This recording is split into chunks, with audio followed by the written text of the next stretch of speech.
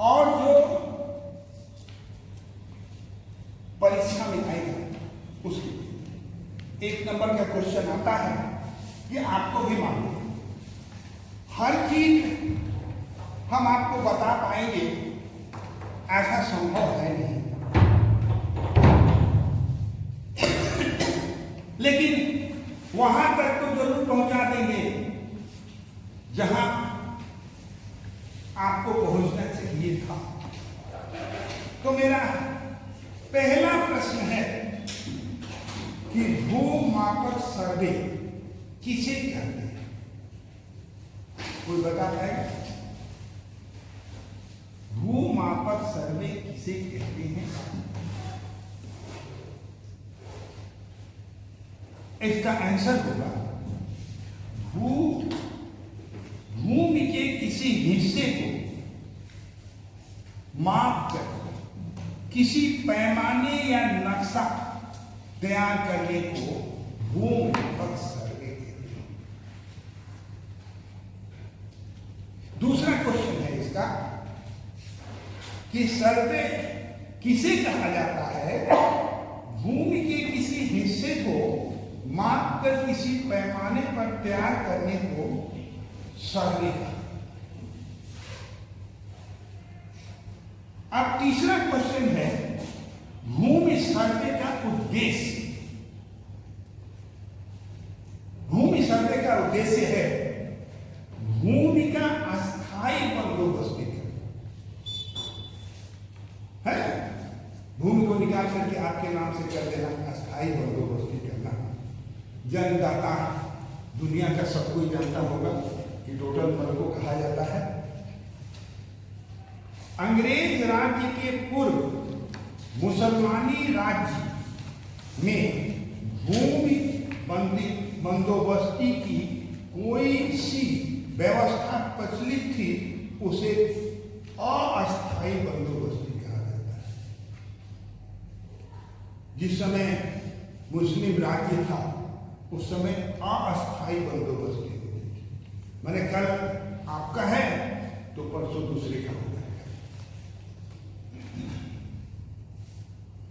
जमींदारों के साथ जमीन अस्थायी बंदोबस्ती किस वर्ष किया गया? तो इसका वर्ष है 1873 ईस्वी। अभी तक कितने प्रकार के सर्वे हुए हैं? रैयतों के लिए कितने प्रकार के सर्वे हुए हैं? सबको मालूम है 4 प्रकार के हुए हैं। खाकवस सर्वे, रेवेन्यू सर्वे, क्रेस्टल सर्वे और डिविजनल सर्वे। ये बताने की जरूरत नहीं थी, फिर भी आपके सामने इसलिए रखा गया कि क्रम में था, क्रम के आधार पर 1885 में बिहार काश्तकारी अधिनियम बनाया गया। खाकवस सर्वे पहला सर्वे हुआ था। 1908 ईस्वी में डिविजनल सर्वे की शुरुआत हुई थी। आजकल क्रेस्टल सर्वे को मौलिक सर्वे माना जाता है। डिविजनल सर्वे की शुरुआत 1908 ईस्वी में हुई थी। रेवेन्यू सर्वे में थाना नंबर का शुरुआत।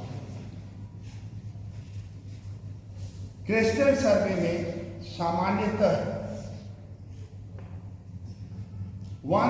16 इंच बराबर 1 माइल के पैमाने पर काम किया गया था।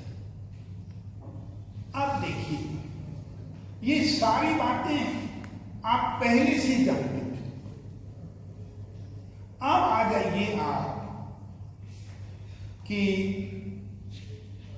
स्केल किसे कहते हैं। देखिए,